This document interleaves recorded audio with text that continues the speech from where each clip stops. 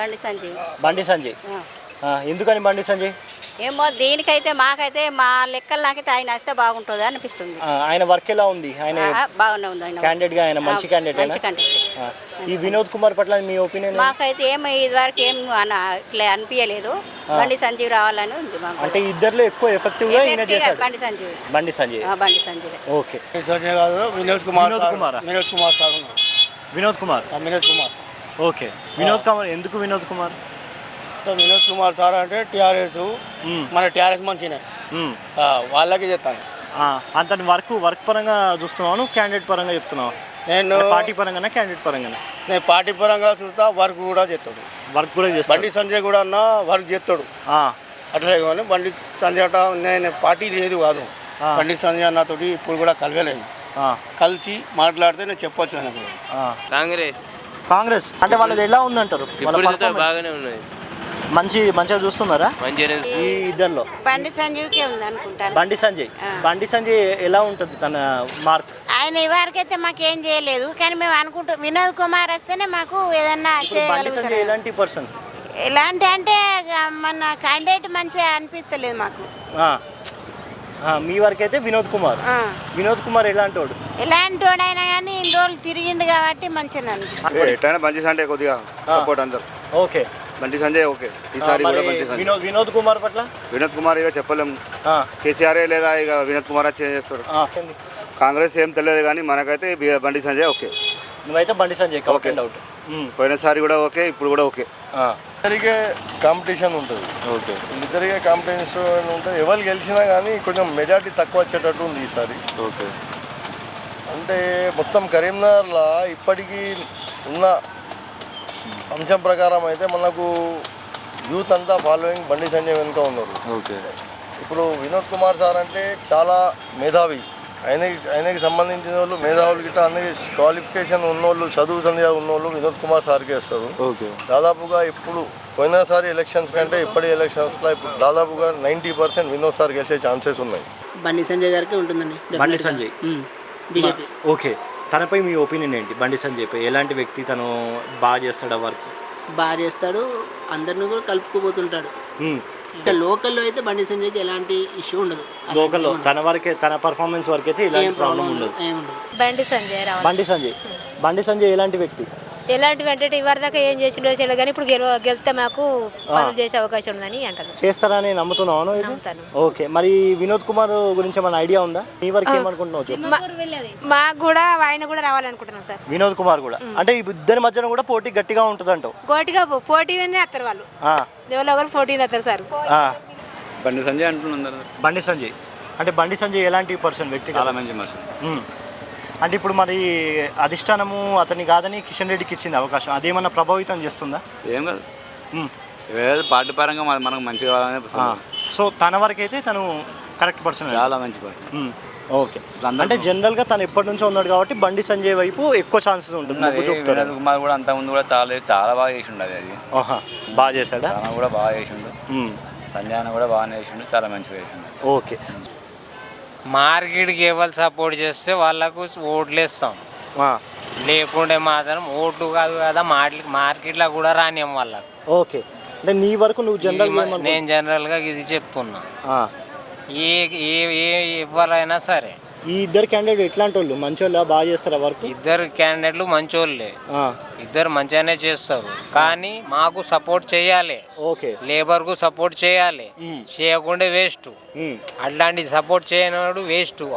అట్లాంటి support చేయనోనికి vote కాదు కదా, మార్కెట్ కూడా కాళ్ళు కూడా పెట్టని వాళ్ళకు. ఓకే. ప్రస్తుతానికి అయితే బీజేపీ ఉన్నది.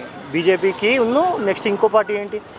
బీఆర్ఎస్ అని ఉన్నది, కానీ బీఆర్ఎస్ అంతా ఓకే అది లేదు. యూత్ అంతా బీజేపీ. ఎవరైతే ఉచితాలు తీసుకుంటారో వాళ్ళు కాంగ్రెస్. ఓకే. చాలా బీజేపీ రావాలని చాలా మంది కోరుకుంటున్నారు. మరి బీఆర్ఎస్ పరిస్థితి ఏంటంటారు? బీఆర్ఎస్ ప్రధాన గ్రౌండ్ లెవెల్. ఓకే. మీరు పార్టీ పరంగా చూస్తారా అండి, క్యాండిడేట్ పరంగానే? క్యాండిడేట్ పరంగా చూస్తాము.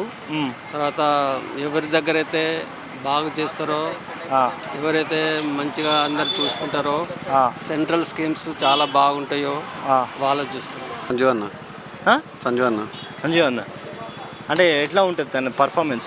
బాగుంటుంది. క్యాండిడేట్ వైజ్ ఎలా? Candidate very nice person. So ఇతను వినోద్ కుమార్ పట్ల ఒపీనియన్ ఏంటి? మాకు సంజీవ్ అన్న అంటేనే ఫేమస్. మీరైతే మీ వరకు అయితే మా వరకు అయితే సంజీవ్ అన్న. బండి సంజయ్ రావాలని ఒక కోరిక ఉంది మా అందరి లోపల, ప్రజల లోపల. సో ఆయన ఒక ఆలోచన ఏంటంటే ఆయన రావాలని ఒక గట్టి కోరిక ఉంది కాబట్టి వస్తారని. ఓకే అమ్మా. అంటే ఇట్లా క్యాండిడేట్ పరంగా చూస్తున్నారా లేకపోతే పార్టీ పరంగా చూస్తున్నారా? Both sides. ఓకే. సెంట్రల్లో మోడీ గారు రావాలి, ఇక్కడ బీజేపీ ఎంపీ తను కావాలి, బండి సంజయ్ రావాలి. మన వినోద్ కుమార్ కొంచెం ఛాన్స్ ఉంది, ఎందుకంటే మన కరీంనగర్ స్మార్ట్ సిటీ రావడానికి ఆయన ప్రయత్నం చేసింది కాబట్టి ఆయనకు కొంచెం ఉంటుంది. ఓకే. సో ఆయన కొంచెం మంచిగా కృషి చేసింది కాబట్టి ఆయనకి ఇక్కడ స్కోప్ ఎక్కువ ఉన్నది అంటారు. ఎందుకంటే మన కరీంనగర్ దాదాపు 50 ఏళ్ళ నుంచి ఏ వాళ్ళు కూడా ఇంత డెవలప్ చేయలేదు. ఓకే. అంటే పార్టీ పరంగా కాదు, ఆయన ఇప్పుడు ఎంపీ అయిన తర్వాత కరీంనగర్ మొత్తం డెవలప్ అయింది, స్మార్ట్ సిటీ చేసుట్లా. ఓకే. అది బండి సంజయ్ వెళ్తారు. అంటే దేనికమ్మా? ఆయన మంచి చేస్తున్నాడు కాబట్టి జనానికి మంచిగా చేస్తున్నాడు. ఓకే అమ్మా. ఆయన కూడా మంచిగా చేస్తుండే కానీ ఇప్పటికైతే ప్రస్తుతానికి ఆయనే అనుకుంటున్నాం మేము. ఓకే. ఇంకా చెప్పలేము ఉండగా. ఓకే. గాలెట్ వైబ్ ఇస్తే చెప్పలేదు అంటారు. అంతే అంటారు.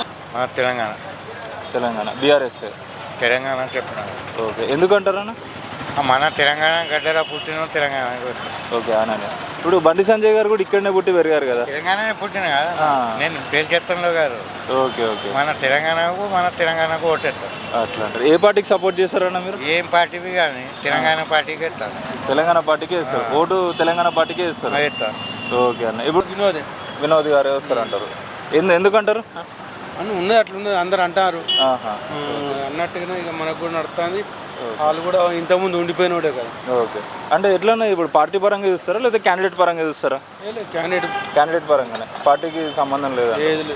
అట్లా అంటే మేము ఎన్టీ రామారావు విద్యాసాగరావులో కాకున్నప్పటి నుంచి చూస్తాను. ఈ పార్టీలు అనేది అన్ని గవ్వే, కాంగ్రెస్ ఈ జనతా పార్టీ ఇవన్నీ చూసి అటు ఇటు తిరుగుతాను. ఏది కొత్తగా ఇలా చూస్తాను, రేపు ఇంట్లో అందులో ఇలా ఎప్పటికట్టినా చూస్తూనే ఉంటుంది. కాకపోతే ఒకటి ఏంటంటే కొత్తగా పార్టీ వచ్చింది అనుకో, ఈ పాత వాళ్ళంతా పోయి అందులో చూస్తాం కథ. ఓకే. అర్థం. ఏదో ఒకటి వచ్చుడు కంపల్సరీ. బండి సంజయ్ అన్న. దేనికమ్మా? అంటే ఎందుకంటారు బండి సంజయ్? నమ్మకం మంచిగా చేస్తారు అంటారు. అంటే ఏమేమి అంటే మంచి పని ఇదివరకు ఇక్కడ అన్ని మంచి పనులు డెవలప్ చేసిన కరీంనగర్ని అంతే అంటారు. గెలిచేది అయితే ప్రజల మీద డిపెండ్ ఉంటుంది కదా సార్.